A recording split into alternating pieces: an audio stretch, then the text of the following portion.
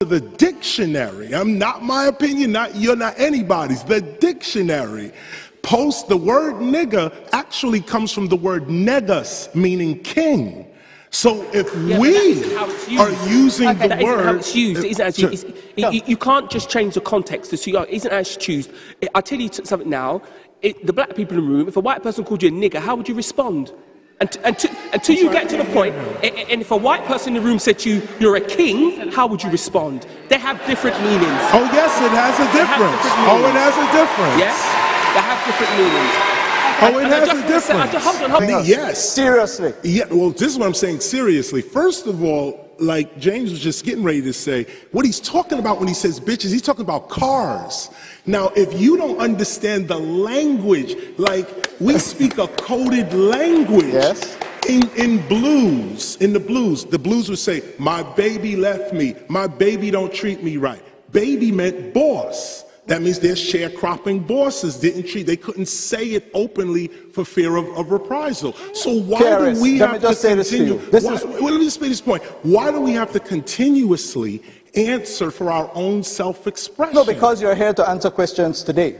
No, but you're not coming with the facts. But you're not here with the facts. The point I make to you is this, simply this. If you are telling me that Kanye West is talking about a car, then he's not communicating to me because we don't understand him. Kanye West is not if he is talking about kings, we don't understand him. My point is that if we go to the dictionary, regardless... Give me a break. Wait, you can't cut me off. Dream, you just got cut. Let me say this. The floor is yours. If in fact you go out of emotion and deal with intelligence... Yes, squared. You will not... Don't put your emotion for it. Try to understand what I'm saying. Kanye West is... Try to understand what I'm saying. Don't be emotional. Yeah. Kanye West is absolutely talking about women when he says, do you know how many bitches I own? And that is a problem. And he is to be confronted for that. However, that's not even the only time Kanye West goes so far as to talk about white women in particular as some kind of treasure or trophy, like a Versace couch or something that he's like. Means cocaine.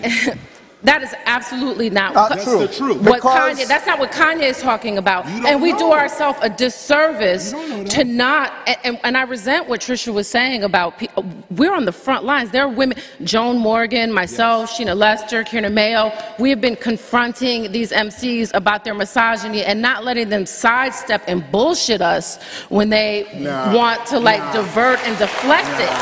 And we've been doing that, not in the academy, Brown, I don't know if you can become a full professor if you talk about the history of slavery in Rhode Island and Brown University being built by slaves. But I know that in hip-hop, I began my career by calling Dr. Dre a bitch for attacking Dee Barnes. So, yes, absolutely, Kanye is talking about that. Does Kanye talk about other things? Is he one of the more vulnerable MCs? Of course he is. And D.H. Lawrence kills his mother in Sons and Lovers. Right. I'm not going to Lady Chatterley's lover is completely misogynistic. Am I supposed to dismiss his entire The funny thing is that when you look at the video of Kanye West, what you have are some women shaking their asses, not cars. You are about to say something, Tony. You're about to say something, Tony. We're talking about our language. There's another issue that no, but let's focus on poetry because Benjamin. You're not focusing on poetry. Benjamin, you're not focusing on you will have your turn. Yeah, I mean, I think there is an issue about language and poetry, and how, in fact, what worries me about the situation, particularly for African American boys and for black boys in the UK, is and girls as well. I mean, it doesn't necessarily mean just one gender, but the whole idea that if you speak in standard English, somehow you're not black. Somehow the whole way in which hip-hop has become almost a dominant force. This idea that, in fact, it was... I mean, I've heard Reverend Jackson, which... I mean, Reverend, I'm sorry, I think you're playing for an audience here, tonight, because this is not the Reverend I'm hearing. Because I think that what's happened is that we need to begin to tell our boys, and our, particularly, we're going to succeed in mainstream America, succeed in mainstream UK, that you've got to speak standard English. You've got to learn that, and you've got to learn that poetry. You'll have a chance to respond a bit later. This is. What do you say? But let's see. To my friend Estelle, are you there? Hi. How are you? Estelle, I want to suggest to you seriously that I looked at your lyrics. Right.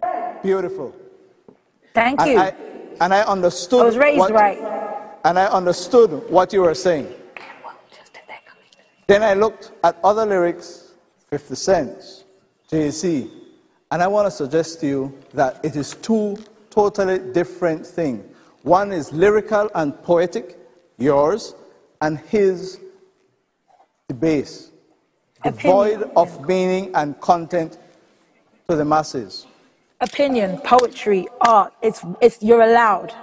I'm so sick of everybody saying, well, this is what we're sitting here and we're saying exactly the same thing over and over again.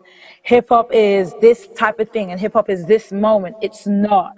We're absolutely allowed to talk about me growing up in the 80s. We're absolutely allowed to talk about free, don't think about being less than yourself. We're absolutely allowed to talk about our experiences.